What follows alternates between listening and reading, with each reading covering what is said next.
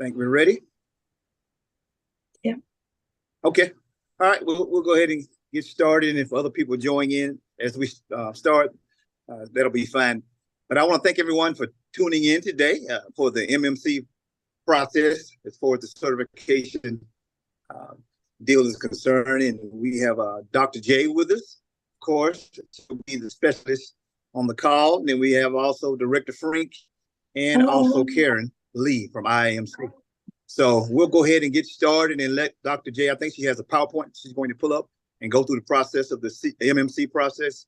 And also, what did we have? 2 questions? I think we had 2 questions online. You want to take those questions first, Dr. J? Yeah, so I actually incorporated the questions into the PowerPoint. So okay, great. Awesome. Good. All right. Perfect. Go ahead. Share my screen. All right. Well, good morning, everyone, or good afternoon. I'm so glad to see all of you virtually. My name is Dr. J, and I'm so excited to be with Region 3.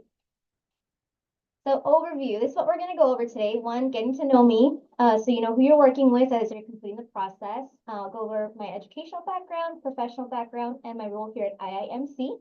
I'll answer some questions that were submitted, but including why we no longer provide the status updates, the overview of our point system, transcripts, and our new digital process.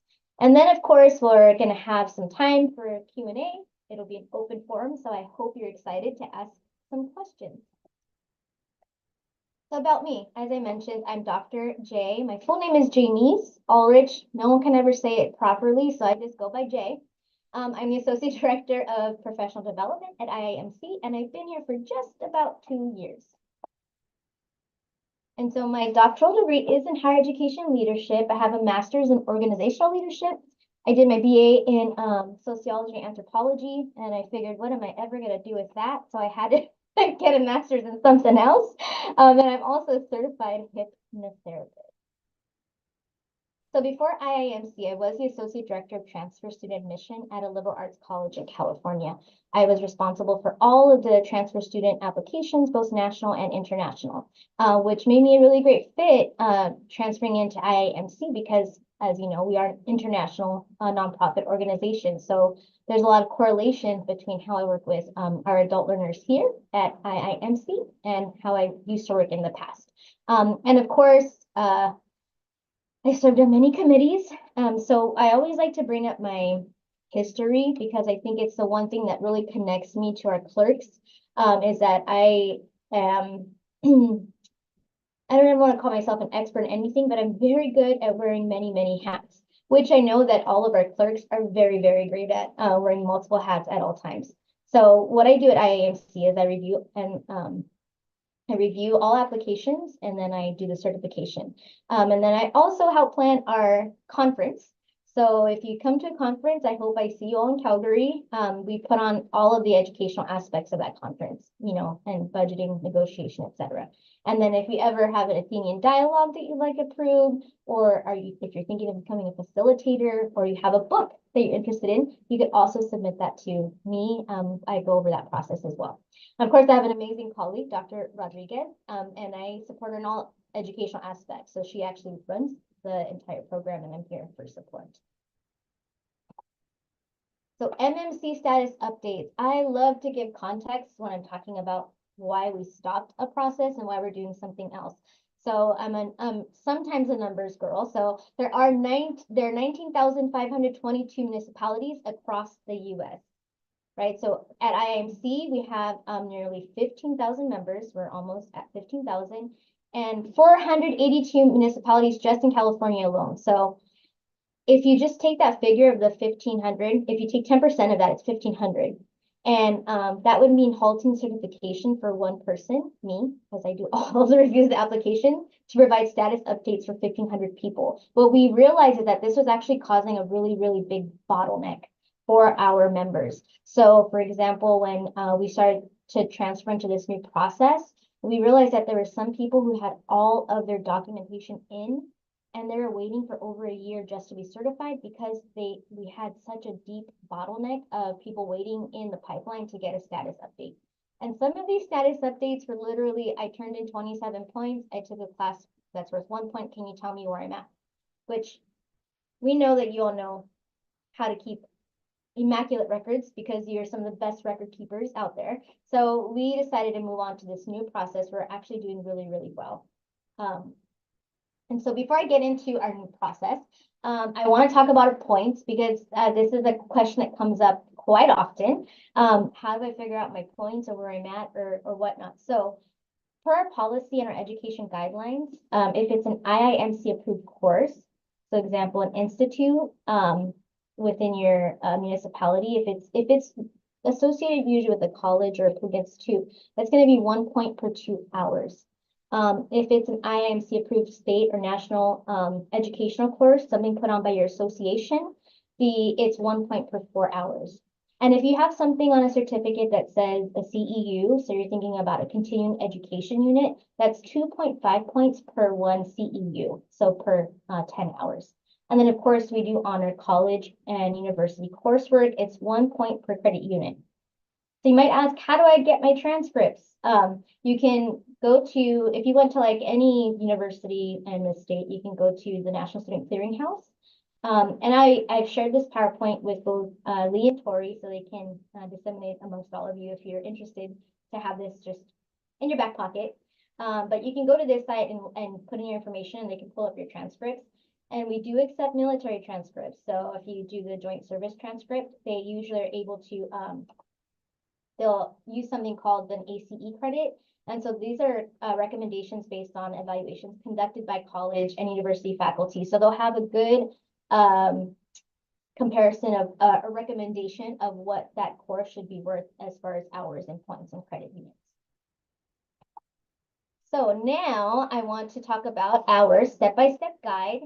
So this is available on our IIMC website. Again, I will share this PowerPoint, but this is a great resource to have. So this is your step-by-step process. So it starts from step 1. So if you have your CMC and you're a member in good standing, and what does good standing mean? That means that your dues are paid and you're also a full or additional full member still, then you can apply for your MMC. And so within this document are several links that we purposely, trickled in there so that you have this as one document you could save on your desktop to refer back to.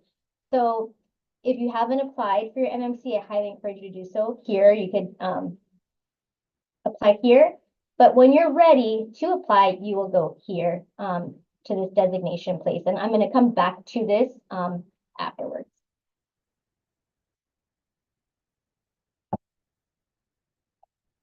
So our new process, so I know I gave background about why we changed and what was the difference, but the really beautiful thing is that it's measurable. So we've actually increased certification an average of 300%.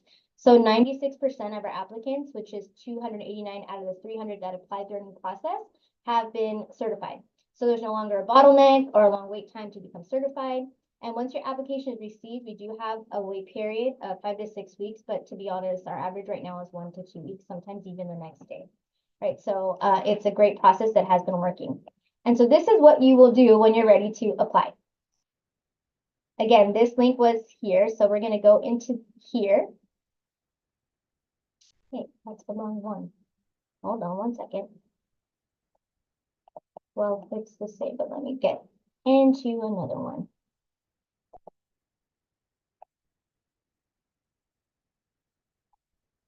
We're going to be doing this in real time together. So here's our website. If I were to go to education and then certification, Master Municipal Clerk here. Here is where you would click.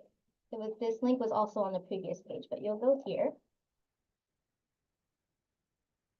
And so we call this a portal right now, but it's really just a one-stop shop where you can put in all of your information and then upload your materials. So we highly recommend that as you're waiting, as you're going through your classes, as you're collecting your certificates, that you place on your desktop or your drive, however you want to do it, 2 folders, and one for your education and then one for your professional contributions. And because when you get down here, this is where you're going to attach it all. So you would literally just come in here and attach your file. And you just go to your browser and drop it in. And you could do multiple files as you're going through. And then when you're all done, you would just press submit. So as you can see, we don't ask for your ID number or anything like that because we know that sometimes is you may not know your IIMC ID number, so we fill in that part for you, but all we need is your first and last name. And one thing I highly encourage you to do is to please use the name that we have on file.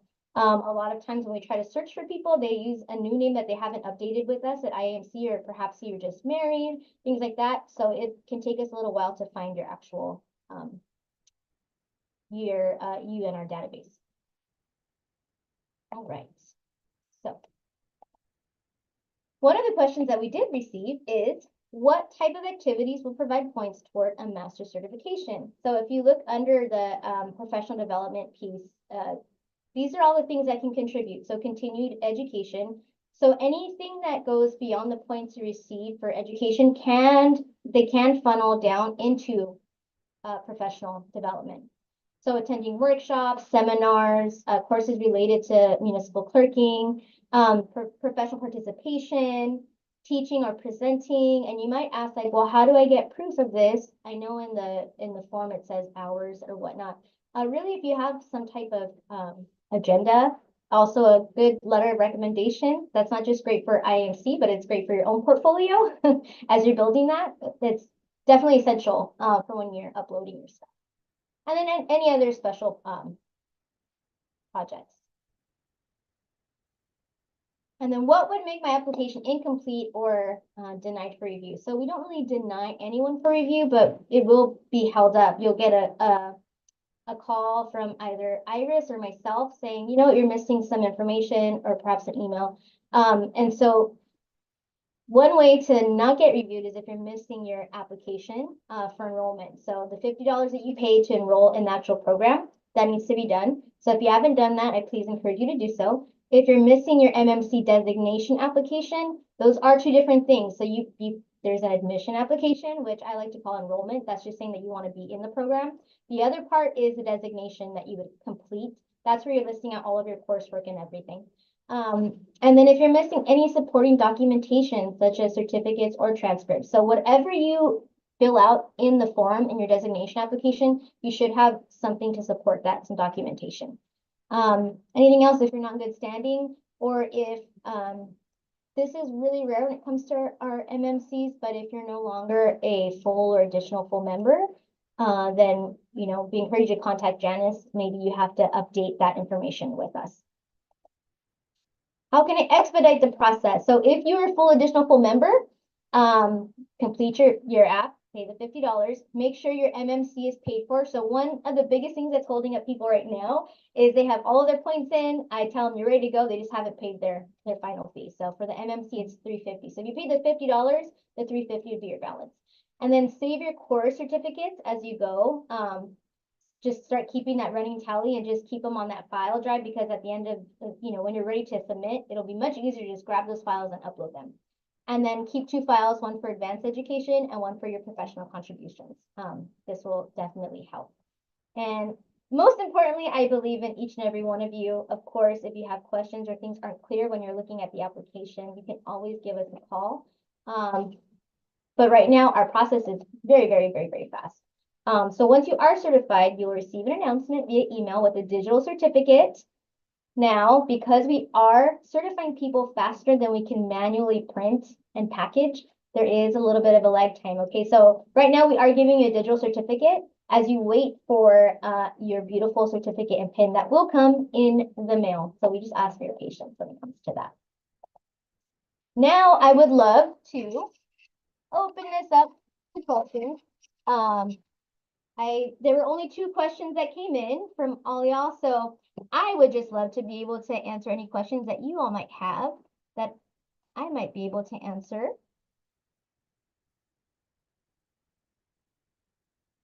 And you can either unmute yourself or you can raise your hand, however you all want to do it. We don't have too big of a group, so. But I know this is the moment you've been waiting for. But any complaints or negative comments, go to Dr. Rodriguez B at IIMC. Just kidding. I'm sure she can hear me right now. She's like, this girl. So does anyone have any questions? I can't see everyone on here, but let's see. Can you hear me okay? Oh, there you go. Yep. Okay. I've never, looked into this process. I do have my CMC, but I'm just wondering, does all this have to be completed in a day? Can you start on it and come back? I'm just thinking, if I start on it in the morning and I realize I don't have maybe all the information I need, is it something I could, come back to? Is the information saved in there? I guess I would hate to do work and then realize I'm missing something, and then have to start over again. So, spoiler alert, we are actually working on something that you can be able to do that eventually. So our biggest, I know I speak for the entire department, we're always thinking of ways to make a user experience better for our members. So right now we are using Airtable. I want to give an example. Before, all the applications were coming to one person's email. So that made it a little tricky once we switched over, because that person's no longer here. So a lot of stuff just kind of got lost in the mix, right? So we went to the Airtable version because at least, no matter, God forbid, I'm sick or something happens, anyone can go in there and see your things. I would say that if you have your whole your application filled out and you see, like, you know what, I have all my points, all my hours, I have all my documents ready. I mean, it's pretty, I think people can do it in a day, just upload it and get it all done and submit it. Let's say there were something that was missing, but you're so close, like, we would give you a call or let you know, like, oh, like, I think, you said this is here, but I don't see it, right? That's where the high touch comes in. We'll definitely be in touch with you to let you know. But I'm probably overthinking the process. I'm just, it's just jumping in. I just want to make sure I've got everything in my hand and before I start hitting that apply button and going through the process. So the number one thing you can do just to get yourself into the system is, if you haven't enrolled in the program, I would do that, because that just notifies us that you're doing it, you're interested. Okay. And then from there on out, you really just have to, keep all of your files on your desktop until you're ready to submit, because that Airtable, it sounds very we use the word portal, but it's really just a database to save your things. Yeah. Okay. Right? So that even makes if sense. you uploaded it and there was something missing, it's not going to disappear. We'll still have that. So you Okay. won't have to do the whole thing over again. Okay. Good. Thank you. You're welcome. We had a couple Florida's admission application, and Karen is actually adding that right into the chat. So if you want to copy and paste that somewhere, that would be perfect. Camilla? Can I ask a quick question? And I hope I just didn't miss it. Somebody came in for a moment. In the past, if there were items that were submitted, they might have been in the wrong category, or they could have been used differently. Are y'all doing any assistance with massaging those kind of things? If you've got too many points in one place and it might fit somewhere else that I might not think about, and you're used to doing it, how are y'all doing that now? So I know I mentioned I wear many hats. When you talk about massaging, I'm also a masseuse with when it comes to all of your stuff. So I really do want to reiterate this as much as possible. As far as, and that's really why I give my background of what I did in the past, because that's all I did was work with course review, course articulation, certification. So for me, it's very easy to see a course and know, oh, actually, they're kind of short-handed, they short-ended themselves here. I'm going to move it here. So really, when you're completing your application, do the best you can to fill things out. And I want you to know, on our side, we're always going to advocate to give you the most points that we can, within policy, that's, ethically, to make sure you're getting as far as you can with what you've submitted. So if you happen to put something in a spot where I'm like, well, you put that in a spot that says it's only 4 points, but really this should be 8 points. This is the example, right? We're going to move that for you and do the math and everything else. So, short answer, yeah, we're definitely the ones going through that. So if they were to submit it a certain way, we don't want you to kind of overthink that process. And I honestly think that's where a lot of people, both CMC and MMC, get tied up, because there's so many line items and where you can put things that it gets a little scary to think, well, what if I put this in the wrong spot or whatnot? And if when I go through, I'm looking at does this match the certification? But then I really go to the certification, all those points, the certificates say, and I count and tally those up to see, you know, apples to apples. No, thank you, because they can get really inhibited with that and not being able to follow. My only question to you is, do you sing while you're doing the massages? All the time. MMC, CMC. However, I gotta keep the energy high, the vibes up, you know? Absolutely. Okay, any other questions? Thanks, Camilla. Betsy. Hey there. So where I'm confused, I guess the professional contribution points, like reaching that level, as involved as I feel like I am, when I'm writing this out, I'm like, I don't feel like I have enough points. And is that because I'm not counting conferences because I feel like they're under the education side? Is that why? Most like, and the beautiful thing is that, let's say in the education side, you have extra hours. Those can go towards your professional contribution. So Okay. I could have had this done probably months ago then. I knew I should have gone direct with somebody. yeah, and this Okay. is why we're doing, I mean, aside from Tory and Lee really wanted to make sure we did something like this for y'all because of the change in the process. Yeah. But we are hosting, this was another reason why, you know, our department decided we need to do something monthly. So we have a CMC and MMC monthly meetup too, for new members, or not new members, but people that are just starting, just a Q&A to kind of help, you know. My idea was for it to be a cohort so people can have each other also to lean on, like, you know, it's school. You know, you're learning, going through all these things, and people have their own best practices as they go through this. But we feel your pain, we understand those pain points, which is why, you know, hopefully you can share this good news as well with others. Okay, great. Yeah, and thank you, Tori and Lee, so much for doing this for our region. Appreciate it. The admissions application and the certification application, is that the same? They aren't, and if it were up to me, I would change those names, but that was pre-J. So one is an enrollment. So it's almost like you're applying to the program. And really when we say applying, no one gets denied unless they're not a full or additional full member. Where do we find that form at? So that form, it'll be in, I think, Karen, did you add it to the chat? Well, that to me looks like the certification form. Let me see here. Okay, so if you go into the step-by-step guide that's in there, I'm going to share my screen again, okay? Mhm.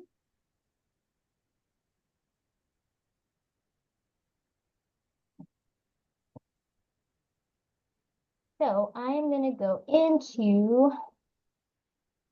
oh, it didn't let me do it. Stop share. Open this up. Okay. Now, so right in here, can y'all see my screen? The step-by-step guide? Okay.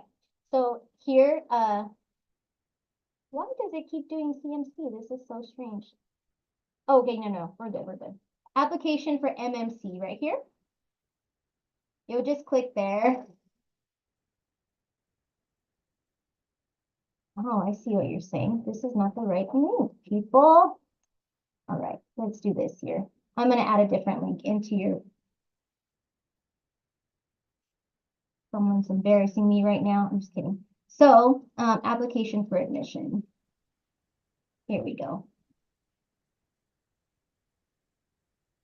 I'm going to add this in here.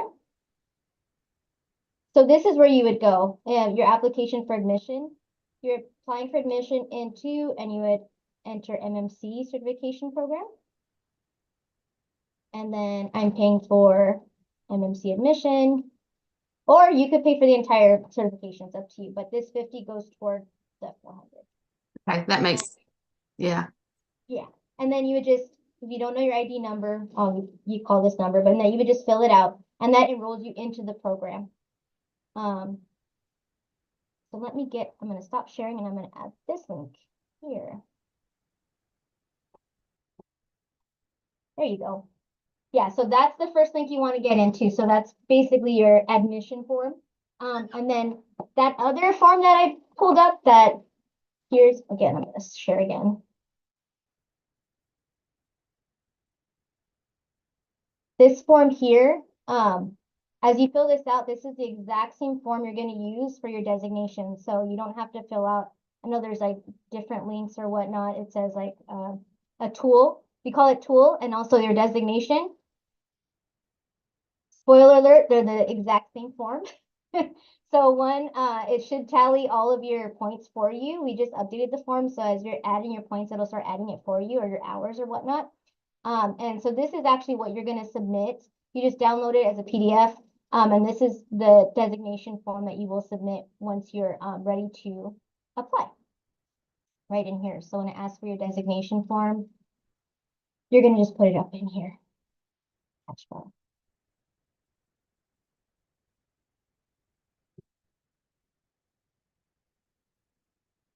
Sorry, I hope that wasn't confusing. Was that, Christy, was that helpful? Yeah, that's what I was needing, was just to pay the $50 to get started. Yep, yeah, so that's where you would do that. All right, let me see. Do we have any other questions? Dr. J, you have a question from Bonnie about time limits. Is Oh. there a time limit once you apply to complete all your application and submit all your documents? There isn't. So the only time that time is important is when you're doing the CMC, because you have to be a member for 2 years. If you already have your CMC, then we can assume you've been a member for 2 years.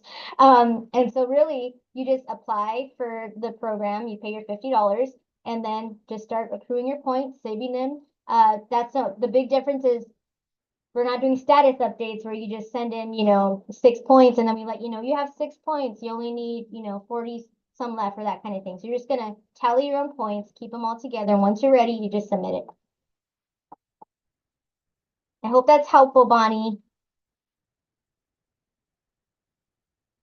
The average time to get the MMC certification. So you're meaning like how long it takes to get all of the courses and classes and whatnot, Teresa? I'm assuming that's the question. Yes, But that's what yes, that's what I'm saying. Okay. Tori. Miss Frink, where is she? Right here. You have your MMC, right? Right. Okay, how long did it take you? The actual, not before you got for the whole process, but I guess if you were to say on average to get all of your coursework done, what would you say? Maybe 3 years. Mhm. That was just me. I was a little slow. I No, agree. I it's- think it's about a 2-year process. Yeah.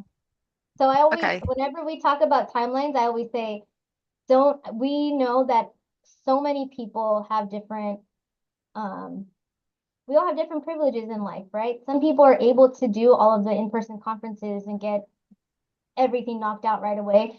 Well, some have to do it kind of piecemeal, right? Like they might have to do online, they might have to do whatnot. The great thing is you're never going to get kicked out of the program. So, the average I would say is about 2.5 years. With this, the great thing is that with this new process, you're not waiting an additional year to get certified once you've completed everything. So, I encourage you, if you haven't started, just get started now. And if there are things that you haven't used, if you happen to have college credits or units that you didn't use for your CMC, let's use them, right? So if you see that this makes sense to put toward your MMC, we definitely don't want to keep you from achieving your certification. So I'll say this just in any educational context. 3 years sounds like a long time. 2 years sounds like a long time, but it can go by very, very fast, especially when you're working full time and you're wearing many, many hats, and you might be a caregiver or mom, a wife, all these different things, husband. So just know that we are definitely here every step of the way to help you on this journey and to provide as much support as we can. The great news I can definitely say with the utmost confidence is that we are here for you and to support you. And if we always use the word policing. We don't like to police your education in that sense. We trust you, and we're not going to, sting anyone on anything because one person does it, right? So we have a lot of faith that y'all know what you're doing, and you complete your stuff. We'll look at it and we'll get you certified. And Christy asked, is there a certain person we need to reach out to see if something will count as points? So we do have, I want to just give a good rule of thumb. If something went through an institute, it's going to count. So it's already been vetted with IIMC. Any professional things that we put out on IIMC website, that will also count. Our Athenian dialogues, all that stuff is going to count for points. I will also say that if you have a college degree that's from an accredited university and the classes that you want to use actually are something because they enhance your current role, your job. So for instance, let's say you work in a municipality where you majored in Spanish in college, and in your municipality, you use that as part of your daily work, right? We understand that Spanish is not under there as, political science or public service type of thing, right? But you're actually using that in your daily job. So I would say submit that course for there, right? Because it's something that you're actually utilizing. Same for things that are relative to if you're doing any type of web work or graphic design and you got certification in that or a degree in that, associates in that, and you're actually using that in your current role, I would say it's definitely justifiable to use toward your designation, your MMC. So in this way, the process has changed a little bit. This is the first time that there have been two doctors of education in the department. So we have a little bit of a different way of viewing education. It's a bit more holistic in the sense that some things that on the surface may seem like that shouldn't count towards this or that. We can kind of understand how it would. So we connect those dots for you so you don't have to. So we just say if there's something that if you're absolutely not sure if it'll count, you can always email me or Iris. I'm going to put both of our email addresses in here.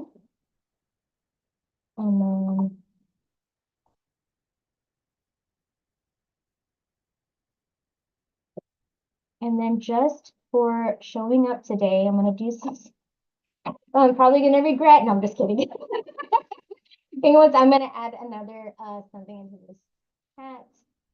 Give me 1 moment. So if you have any other questions while I'm doing this. My main question, so I'm basically going back to school right now. Can those classes help give me credits for this?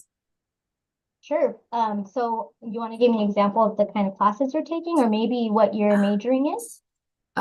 Associate's degree in business administration.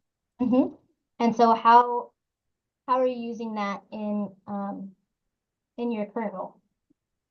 The classes that I'm taking? Yeah.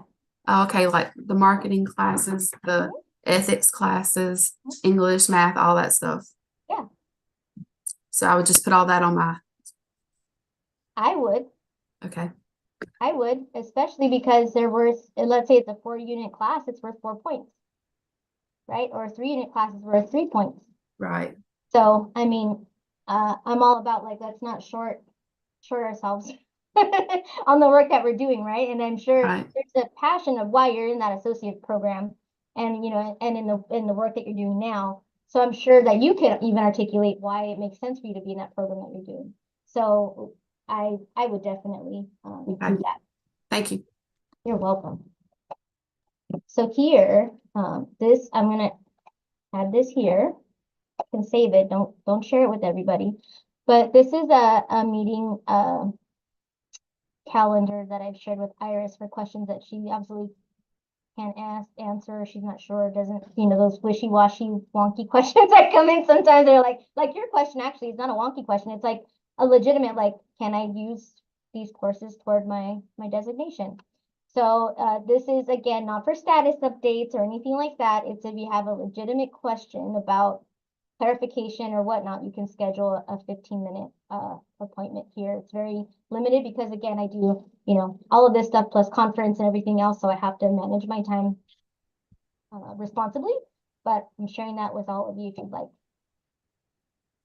I have one more quick question. And again, I'm probably overthinking all this, so I apologize, but just say I've had my CMC for like 8 years, but I've never pursued my MMC.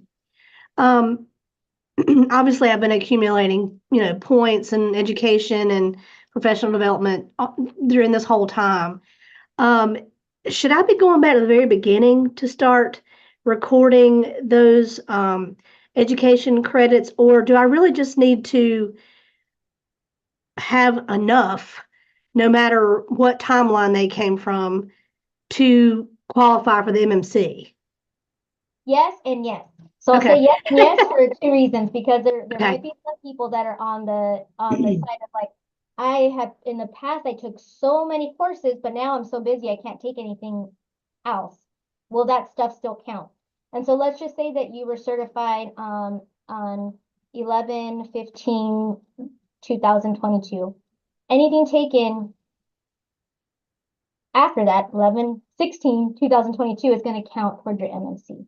Yeah. Right. So that's so yes and yes. But let's say you've taken a lot of stuff way back when, but you also know that you have everything pretty much accessible now. And you don't really feel like you want to go all the way back to 8 years ago. That's perfectly fine too. Okay. Right. So Okay. I wasn't sure where I should start because I've been very consistent in my participation in my state association. I've done, some IIMC stuff like Region 3s and things, conferences, but I've been very consistent in all the state association work. So I know I've got the points. I wasn't sure if I needed to go back, the 7 or 8 years and start there, or is it just really making sure that I just am able to produce the documentation for the number of points that I actually need? yes, and that's a Okay. great point too. I think if you have that, if you're in that situation where you have a lot of documentation, I would say whatever is the clearest. Like we love it when institutes will, put the points on there or the hours. So whatever's easier for you to chart and manage, I say that's kind of the way to go. Okay. Because it'll make the application process less painful when you're filling it out, because you already know the point and hour. Okay. Good Particularly. deal. Thank you. You're welcome. All right, did everyone save my little Calendly appointment link? I'll share this with Lee as well as Tori. But yeah. Do we have any other questions? Lee or Tori or Karen, anyone on this call? Well, Dr. J, I know that there have been some questions about funding for education, and not everyone might know about the scholarships that are available. Oh, absolutely. So we do have scholarships that are available through our foundation. I again encourage you, I'm gonna cut and copy and paste our link in there because they're different. They have some for online learning. They have some for people who are specifically going through the MMC process. We have some scholarships for conference, right? And sometimes this year we had quite a few applicants. It was great. But often in previous, it's not been so great because people just don't know. And that is a rule of thumb, even in higher ed outside of this. I would constantly tell my students, please, please, please apply for these scholarships. They need to do something with the money, right? So I'm gonna add this in here. Great, great, great recommendation, Karen.